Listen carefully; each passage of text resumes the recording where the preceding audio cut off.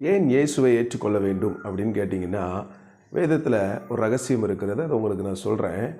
ஆதியில் தேவன் இயேசுவை கொண்டு தான் எல்லாவற்றையும் படைத்தார். வேதம் சொல்லுகிறது. யோவான் 1வது அதிகாரம் 1, 2, 3 வசனங்களை படித்து பார்த்தீங்கன்னா, இயேசு தான் வார்த்தை. அந்த வார்த்தையை வைத்து தான் தேவன் எல்லாவற்றையும் உருவாக்கினார். வார்த்தையை அனுப்பி அனுப்பி அனுப்பி ஒவ்வொரு காரியத்தையும், இந்த பூமியையும் இந்த பூமியில் உள்ளவைகளையும் தேவன் உருவாக்கினார். ஆனால் மனிதனை உருவாக்கும் போது மாத்திரம் அந்த இயேசுவும் தேவனும் சேர்ந்து உருவாக்குகிறார்.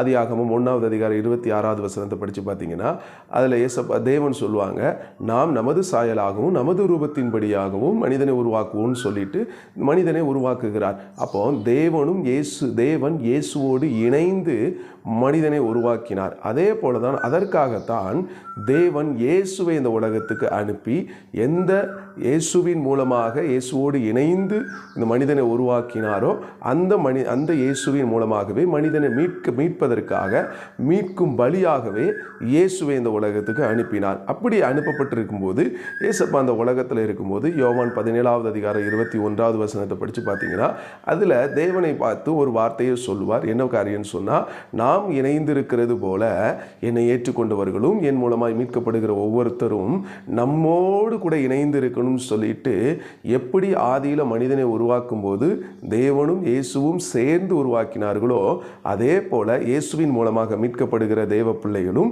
தேவனும் இணைந்து இருக்கக்கூடிய ஒரு உறவு, ஒரு பந்தத்தை தேவன் இயேசுவின் மூலமாக உருவாக்கி இருக்கிறார். அதை இயேசுவும் அதற்காக தான் அதை ஏற்றுக்கொண்டு இந்த உலகத்தில் மனிதனை தேவனோடு இணைப்பதற்காக அவர் பலியாயிருக்கிறார். அப்படி இயேசுவை ஏற்றுக்கொண்ட தேவ பிள்ளைகளும் புரிந்து கொள்ளுங்கள், நாமும் தேவனும் இயேசுவும் இணைந்து இருக்கிறோம்.